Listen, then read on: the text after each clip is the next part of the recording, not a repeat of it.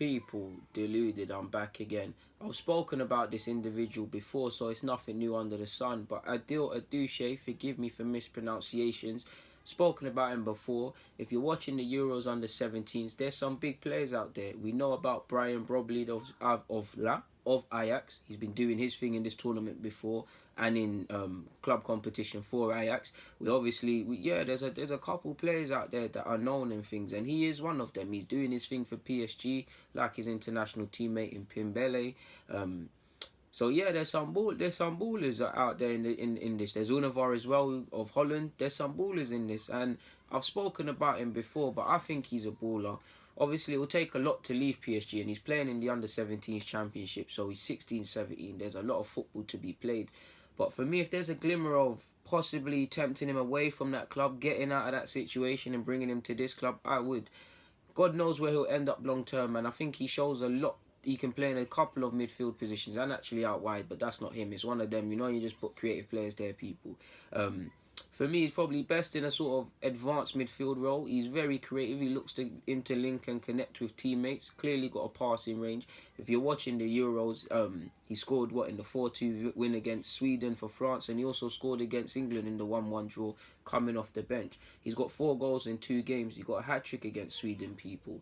On top of the good technical ability and passing range and things, he's got an eye for getting further forward and getting into the box. None of the finishes, admittedly, have been glamorous or like any dazzling dribbles or a screamer from 20 yards or a mad set piece. He's got the technical ability and the ability to do these things, but none of them was that, people. But they've been crucial goals. If you watch Sweden versus France, it's not as one-sided as the scoreline might suggest. Sweden at one point were 2-2, so it's crucial goals to get them back in games, to nick them a point against England. He gets into serious positions, and I think he's a wonderful footballer. I really like that Sope fullback that we've been linked with for France as well. I think he's got a lot to work on, but going forward he can become a beast. I think when he gets going forward, he can't be stopped, and if there's a glimmer of hope of bringing my man into this club, we need to. 52nd minute against Sweden, there was one lovely driving run before he scooped a shot wide, probably got a nosebleed. I'm a fullback myself, so we know about the fullbacks association. You know, my fellow fullbacks, when you get into that position that's not really meant for you, and you know you're not a number 9, so you ain't going to get this opportunity again. You know you should sort of pass or do something better, but you try to be a hero, or you see your name in lights. You got a bit of that, but I really like him, man. Against England, constant thorn in our sides down that right-hand side. Very much the modern-day fullback from what I've seen. Defensively can improve, but there's a lot of positivity I've seen from his play. And on that topic as well, is it Kouassi? I can never say his name. Made a video on him, PSG centre-half. I like him a lot. But just on some words against the game of Sweden, I feel I think the Sweden number 9, I'm going to look at him because he impressed me against Holland in their defeat. Good movement. I think he's actually signed by United. He scored. I feel the whole game, the communication between the centre-halves was quite appalling and quite shocking, and the goalkeeper as well. And he was able to take advantage of that. And I feel, as much as I praise these young players, Kouassi's got a lot to work upon, because off the ball, for the second Sweden goal, he was all over the place, body positioning all wrong. His centre-half partner for the first goal as well. There was a serious communication issue between everyone in the back four. Probably it's 5, including the keeper, excluding Sope, the keeper, the fullback. But, yeah, man, I like what I see from him, and if there's a glimmer of hope, of course, I'm not here to say he's going to be the next this, that, and the third. I just know Arsenal are more likely to give you more opportunities than PSG. Yes, more money, glamorous, and he probably won't leave, but similar to Nadley, if there's a glimmer of hope, I would bring him into this club because I think he can develop. Apologies if you hear any screaming people. That ain't me or my family or anyone moving mad. I got my windows open, and I think my neighbours to the, straight across are having a party, and this little kid screaming and that. I ain't holding no one hostage and that, just if you can hear that. But I'm going off topic and it's getting irrelevant, so I'm going to keep it moving, people. Wherever you are, whatever you're doing, enjoy the rest of your day, evening, or whatever you're doing. Just stay safe. Thank you for watching. If you've got any comments, comment. Please like it up, subscribe. And yeah, man, thank you very much for supporting the movement, man. Deluded, I'm out. God bless and stay safe. People, Deluded. Now, it's very early in regards to Europeans under 17s championship. But I believe 2 players Arsenal need to go out and get is, firstly, Jeremy Pino. If you lot saw him, he plays for Spain. Spain got a lot of ballers. if you've been watching Spain or you watched their opening game, you had Moreno off the bench, you had Navarro. What's that one in the middle? They had number 22 or something like that in the middle. A lot of technical based players. They had Golado, whatever his name is, as well. A lot of technical based Spanish sort of players you'd expect with a Spanish side at that level. Good players, people. But I think Pino is someone we've got to look at. He plays for Roda. Now, I don't know if that's a feeder club for Villarreal or something like that. I've never seen the club in my own life. In fact, let me do my research. I don't know, admittedly, people. But let me check Roda FC.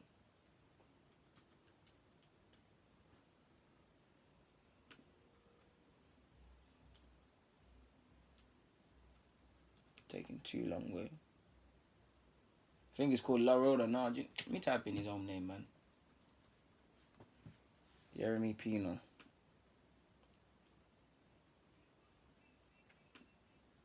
I'm delaying barely, you lot, man. Sorry, people. He plays for Roda. I'm gonna just click them. I don't think it's the Dutch Roda, people. CD Roda under 19s. It's based in Spain. We'll just say it's based in Spain. He plays for them. He's 16 years of age. I've seen him before the championships, and it's only one game that I've seen a bit of him before the championships. It's only one game he's played in, or at the time of making this vid, so far in the championship, and things like that against Austria. But I think he was positive. Forgive me if I'm wrong, but he got an assist and he definitely got a goal. There was one incident he flicked it over. So you lot have seen it on Twitter, man. Flicked a nice bit of skill to beat his man and bamboozle him before. Obviously, results led to it being a finish. He's a tricky baller, very positive, can come in, can go outside, plays with his head up. I believe, obviously, we've got Saka and Aouchiche and Nelson, and they'd be my priorities. And if I was him, I would stay at the club I'm at right now and continue my development. But he's 16 years of age, people, and I believe he's got a lot of potential, and the world's his oyster. He's very positive on that right flank, and he's 16. It's nowhere to know where he's going to be at 26, but there are some ballers in this competition, and I've spoken about him before, but Agume, I can't ever say his name. Agueme, I can never say his name. France captain, forgive me if I'm wrong, plays for Solskjaer and made some appearances and made his debut for them as well. So he's quite experienced when you compare him to his teammates and his opponents at this level. A lot of people with his physique and technical ability is always going to be called the next Pogba or linked with Pogba. I think they're completely different, but there's similarities. The physique, so he's got good technical quality, good close control, very good passing range, very strong dribbler, can do the defensive work of the game, good passing range, was a constant thorn in the side of England if you saw it. Very strong, very good balance, can play with his back to goal, links up well. Obviously, he can improve, but I think he's going to be a monster of a midfielder, and I think he's scary where he could be at 18, 19, 20 years of age. He won't be the finished article, but his development could be quite rapid. And again, I think his development would be best served where he is, but I think he's someone this guy should be high up Arsenal's priority list. That's just me anyways. Like I said, it's the beginning of the tournament. Well, today, for context, England are playing again against Holland. That's going to be a tasty game. So yeah, man, on that note, I'm going to keep it moving though. People, DG, they're two players I've been looking at. I'm out. People, Deluded, a quick vid, man. You lot know I love young players. I should have spoken about these two players before. Omar Rekic, and if you're wondering where that name comes from, his brother Karim used to play for City, PSV, Marseille, and a bunch of other clubs. So that's where you're seeing it. It's his younger brother. I think he's actually technically spent time as a schoolboy in academy setups in England. So I'm not too sure on that. So don't quote me, but I think he has.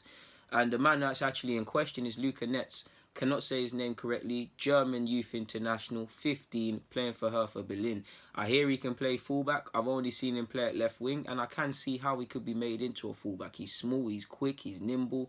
I think he's very positive. He can mix up his play. I think with a 15-year-old, he has all the kind of rough edges to be polished out that you'd expect at times, possibly not picking out the right option consistently, overhitting, underhitting, probably taking one man on too many. For me, he plays with his head down quite often as well, but at the same time, he gets his head up and he's very confident. He's able to link up well with his teammates, and I like what I've seen on the rare footage I've seen from him. If I remember correctly, he played in the youth league against Barcelona. Now he's 15 years of age, playing in a tournament that goes up to 20 years of age, or you're eligible to play into your 20s. that's a 5-year gap. From 5, it might not seem much at first from the ages of 15 to 20 for most people, but you got to put yourself, remember where you was physically, people, at 15 to 20, and if you was ahead physically at 15, remember where your peers were, and then remember where they were at 20. They probably caught up. So you can see how it's a good test for young players like him, but you can see how it can quickly become unfair. So with that being said, he didn't have the best of games, like the whole of Hertha Berlin. It was all Barcelona, in my opinion. There wasn't much they could do. But I like what I see from him, man. I think he's someone I'd be looking to bring him into our under-18s and 23s level and see where he goes, man, because I think he's going to have a future in the game. You lot know me.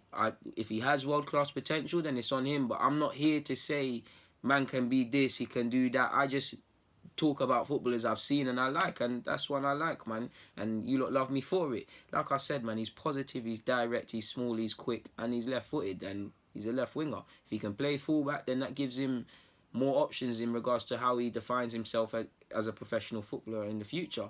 I think Hertha Berlin, forgive me if I'm wrong, but they've got Jamberski as well. I think he works very hard, and I think he'd probably be pushing senior appearances soon. So yeah, that's it with Nets. Do you know what? I don't know. I wouldn't call necessarily for Rikic to sign for us. I'm all on boosting our under 18s and 23s and things like that and stuff like that. But I just thought it was like, I was watching him and I thought this player's decent. You know, he's relatively composed with the ball at his feet. He shepherds the ball out well. He doesn't really panic. He's decent in the air. And I'm just thinking, your name looks familiar. I swear down, you look familiar, and you look familiar. Like, you got the hair in that, and then you could see it's his brother. It's like, rah, like.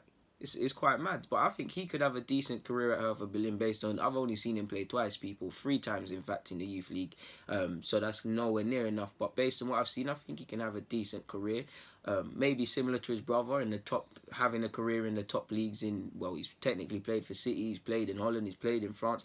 That's a top level career in my opinion, based on the leagues he's played, so it's down to him to develop. You lot know me, I don't gas players. Here to speak about Luka Netz and offer my opinions on him. But I feel Luka Netz is someone we should probably bring in, especially, or if not, possibly a couple players from abroad and actually I say in-house, but inbound sort of other clubs in England sort of thing, because we're going to need to boost our first-year scholars next year. A lot of the current ones are going to be second years, especially the star ones. And I want to win the FA Youth Cup. Chelsea are going to be hungry to win that after not winning it this year. We lost to West Brom, and I felt it was a good platform considering not this season, last season, we got to the final. And I want to go for that. I feel players like Greenwood can be called upon, Saka technically, but I actually wouldn't want him to play because he's left this level in my opinion. But you're looking at Saka, Greenwood, Alfie Matthews is a big one for next season for me. These lot as the second-year scholars to kind of make up the bulk of it. Then we've got some promising first-year scholars already. You already know about Aziz, Musa, Kiddo Hart-Taylor, and all of these sort of players there to come about. So we'll see how it goes. But I feel we could complement the squad well. And he could be one. He's 15 years of age. He would not be playing in the youth league if he wasn't going to develop rapidly or develop to a good standard, or his managers didn't have the confidence in him playing because he started that game. It weren't he come off the bench like I've seen with a couple 15-year-olds in this competition, like Lopez of Lyon and that, and he was a certified player in his own right. He started the game, so whether it was injuries that forced their hand or whatever, his manager had the confidence in him to start that game, so he's got to be a decent player. On that note, though, I've got nothing more to add, so I'm going to keep it moving, people. DG, thank you for watching and rocking with me as usual.